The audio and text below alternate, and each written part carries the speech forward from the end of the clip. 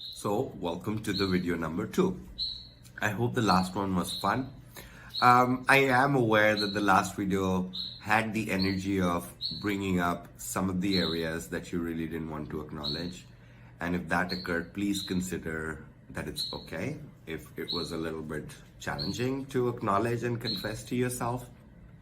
But please know that is the step number 1 to changing it, to getting present with what is occurring, to look at, okay, this is what is going on. And if that's not the case, you already have a sense of, okay, some of the things are working, some are not, that's fine too. Wherever you are, just know it's okay. We can change it together as long as you get present and vulnerable with what is occurring for you. Now, this in video number 2, here is where you are currently. And let's just say here is where you were as a little baby. Now here is all the space and time you have spent in this lifetime. So I'm going to now address the past 10, 20, 30 years of your life that you have spent developing your psychology, your point of view. One of the things that we know in Access Consciousness, what we talk about a lot is your point of view creates your reality. Your reality doesn't create your point of view. So whatever is showing up currently as your life or living or your present is actually dynamically connected to all the points of view you have taken in the last 10, 20, 30, 40 years, however old you are. So today I'm going to talk about everything that has occurred between the age of 3, 2, 3 and your current age. So get a sense of that.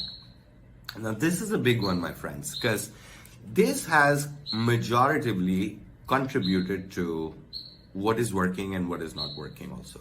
All right. Now, in the context of spirit awareness, you might want to look at what is your current point of view with spirits. Do you think ghosts are scary? Or do you think they don't exist? Or do you think all are great? They're here to save you. Get a sense of how many boxes of categorization you have, which are default boxes, which are not based on asking a question and getting a sense of awareness in terms of who you're dealing with. Okay. What I was doing very dynamically is the household I grew up in, my grandmother, my dad's mom, she was what I would say a ghost person. She was talking about spirits a lot, dynamically, all the time, non-stop. People thought she was crazy because she was talking about spirits all the time. But how she presented the information was spirits were part of her life even though their body had died. She was talking to them in her dreams and she was, sort of always asking them for assistance or advice. She had her own way of doing this thing. She did not have this information or the tools that we have available now. That's a different story.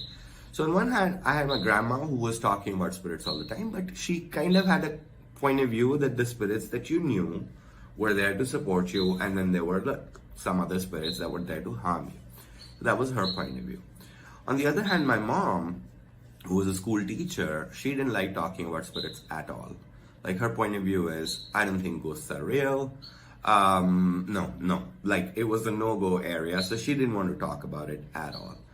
Now, what occurs is, if you are in a similar situation where you have conflicting points of view that you grew up around, for example, my grandma and my mom, not that one point of view is correct or the other one is wrong or vice versa, but you pick up on both these points of view in your own psychology, and you try and make sense of, you try and navigate your own future based on a little bit of this, a little bit of that, or a lot of this and none of that, or vice versa. It's a culmination of everything that we pick up around us, whether it's spoken or unspoken. That's a different scenario. It doesn't even need to be spoken. You, as a small kid, are way too psychic, so many times we're told, oh, you do this thing like your father or your mother. How did you even do it? You just saw them doing it, or sometimes you just energetically picked up on them thinking like that or choosing something. So that's one part of it. How many points of view of other people around you that you grew up around have affected your point of view around the spirit world. That's one. The second thing is horror movies, popular culture, TV, media. Now, a lot of movies that we watch that involve ghosts, like tend to gravitate towards that all ghosts are scary. That's changing in the last 5 years, I would say, a little bit. But like, let's say everything that came out 5 to 7 years ago, a majority of them, like 80 to 90% of them, showed that all ghosts were scary. They were there to possess you or haunt your home or harm you, etc. Now that in itself impacts a lot of the times how we think, how we function, how we choose, what we say, and how we operate. So, and then over the last few years, there have been some friendly stuff that has been coming up, which I personally think some of them is really quite educated. Like I saw this series on Netflix called City of Ghosts, where there are little kids going around town talking to ghosts and interviewing them and listening to their story. And there is, recently I watched Sandman, which talks about different realms and stuff like that. So all of these popular culture, some of them have negative impact, some of them have positive impact, which has nothing to actually do with what is true for you. Because what's true for you will always have a sense of lightness. What is not true for you will always lock you up in this weird, confusing, repetitive, doubt, confusion state. Okay, great. So get a sense of that, and everything that's bringing up for you guys, let's destroy and uncreate it. What is destroying and uncreating? It's a tool that we use to access consciousness. I talk about a concept or an energy, and it starts to bring up all of those emotions, vibrations, the rightness, the wrongness. And as we run the clearing statement, for which you can also visit theclearingstatement.com if you're interested to find out more. As we run the clearing statement, it undoes the charge, the polarity, and starts to shift the energy on the subject. So everything that's bringing up for you, all of your points of view, considerations about the spirit world that you've picked up from parents, neighbors, where you grew up, and popular culture like books, movies, TVs, novels, etc. Will you destroy and create it? Right, wrong, good, bad, and pot, shots, boys, bow, ads, and beyonds. That's the clearing statement.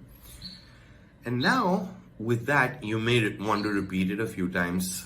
The short speak of the clearing statement itself is a short speak, but the short speak for the clearing statement is pod and poc. So everything that is pod and poc. And that tends to start to shift the energy that's currently creating your reality with the spirit world. Because if you start to undo what you have learned from others, the last 20, 30, 40 years of accumulated points of view, projections, expectations, stories, etc. If you start to undo that, then you get to a space on actually, once again, accessing what is real and true for you.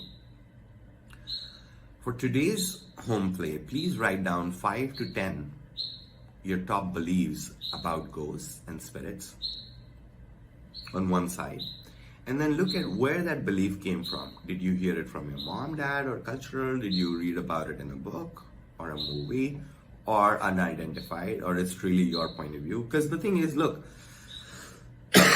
excuse me, we came and learned everything here. A lot of what we function from is learned behavior. So if your behavior wasn't learned, where does it come from? What's the source of this behavior? What's the source of this point of view? Get a sense of that. And then in the end, run the clearing statement, pod and poc, or destroy and create all of these points of view. What this will do is, it will start to bring you to a space where all of these projections and expectations go away. All of this learned behavior go away. And then you get to start to access the space, what is real and true for you, with your own spirit awareness. I hope this one is a contribution, and I look forward to seeing you on the next one. I know this is one a little longer, but yeah, I think you need this information to get through what we're talking about. So let's look at that and see you in the next one. Bye.